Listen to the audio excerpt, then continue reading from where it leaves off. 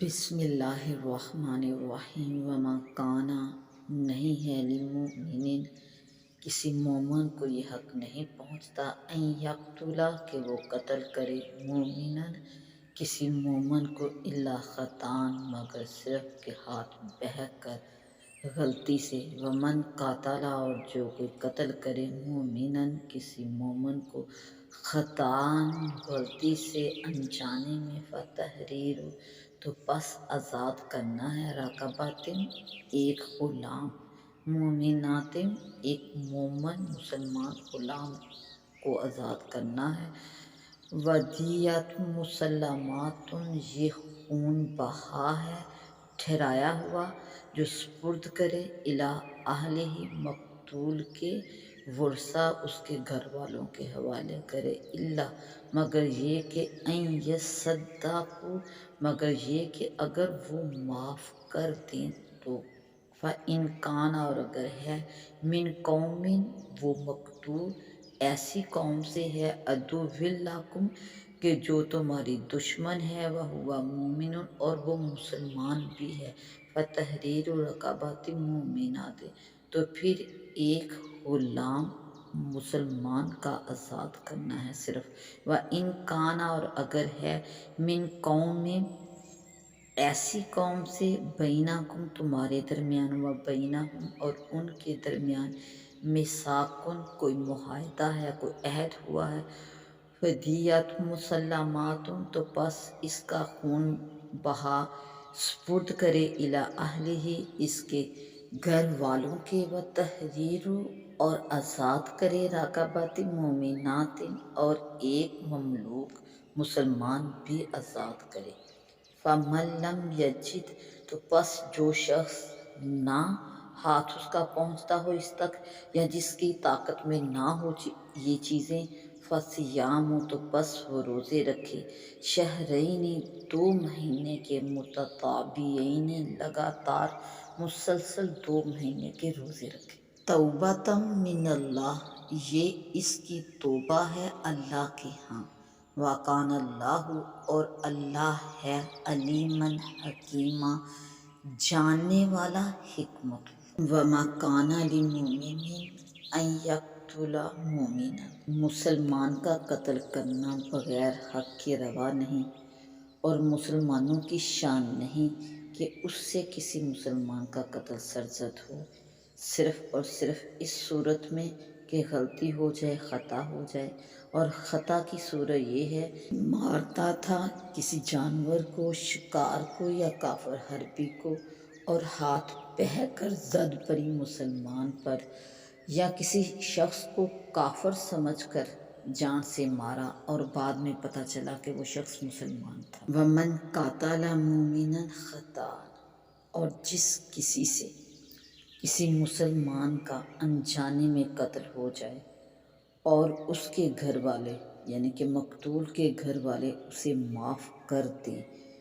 تو پھر اس صورت میں جو خون بہا مقرر کیا جائے گا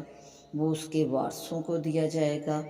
اور وہ مثل میراث کی تقسیم کر لیں گے اور خون بہا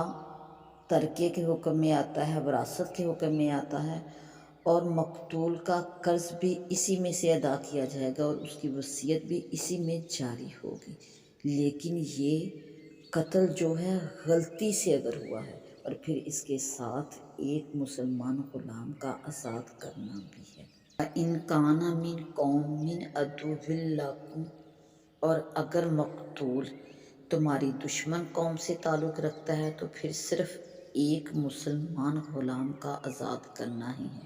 اور اگر وہ ایسی قوم سے تعلق رکھتا ہے کہ تمہارے اور ان کے درمیان کوئی عہد ہے تو پھر اس کا معاملہ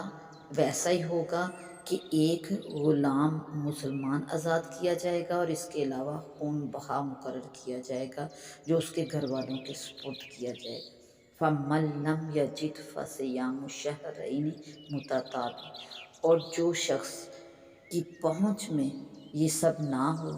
کہ اس کے پاس کوئی غلام نہیں کہ وہ آزاد کر سکے اور نہ ہی اتنا مال ہے کہ وہ خون بہا ادا کر سکے تو اس کے لیے مسلسل 2 ماہ کے روزے رکھنا ہے لگاتار اور ان روزوں کے درمیان رمضان اور ایام تشریق نہ ہو اور درمیان میں روزوں کا سلسلہ بعذر یا بلا عذر کسی طرح توڑا نہ جائے۔ شان نزول: یہ آیت عیاش بن ربیعہ مخزومی کے حق میں نازل ہوئی۔ وہ قبل ہجرت مکہ مکرمہ میں اسلام لائے اور گھر والوں کے خوف سے مدینہ طیبہ جا کر پناہ گزین ہوئے۔ ان کی ماں کو اس سے بہت بے قراری ہوئی اور اس نے حارث اور ابو جہل اپنے دونوں بیٹوں سے جو عیاش کے سوتیلے بھائی تھے یہ کہا کہ اللہ کی قسم نہ میں سائے میں بیٹھوں، نہ کھانا چکھوں، نہ پانی پیوں جب تک تم عیاش کو میرے پاس نہ لے آؤ۔ اور وہ دونوں حارث بن زید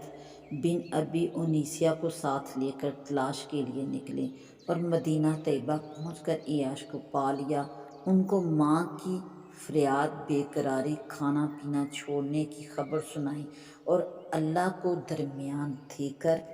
یہ عہد کیا کہ ہم دین کے باب میں تجھ سے کچھ نہ کہیں گے۔ اس طرح وہ عیاش کو مدینہ سے نکال لائے اور مدینہ سے باہر آ کر اس کو باندھا اور ہر ایک نے 100 کوڑے مارے۔ پھر ماں کے پاس لائے تو ماں نے کہا کہ میں تیری رسی نہ کھولوں گی جب تک تو اپنا دین چھوڑ نہ دے۔ پھر عیاش کو دھوپ میں بندھا ہوا ڈال دیا اور ان مصیبتوں میں مبتلا ہو کر عیاش نے ان کا کہا مان لیا اور اپنا دین چھوڑ دیا۔ حارث بن زید نے عیاش کو ملامت کی اور کہا تو اسی دین پر تھا، اگر یہ حق تھا تو تو نے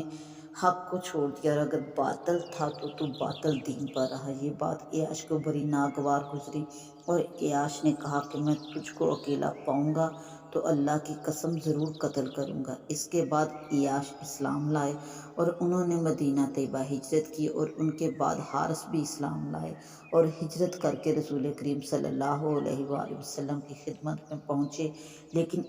اس روز عیاش وہاں موجود نہ تھے، نہ انہیں حارث کے اسلام کی اطلاع ہوئی۔ کعبہ کے قریب عیاش نے حارث کو دیکھا اور قتل کر دیا تو لوگوں نے کہا کہ اے عیاش، تم نے بہت برا کیا۔ حارث رضی اللہ تعالیٰ عنہ اسلام لا چکے تھے۔ اس پر عیاش کو بہت افسوس ہوا اور انہوں نے سید عالم صلی اللہ علیہ وآلہ وسلم کی خدمت اقدس میں حاضر ہو کر واقعہ عرض کیا۔ پر یہ آیت مبارکہ نازل ہوئی۔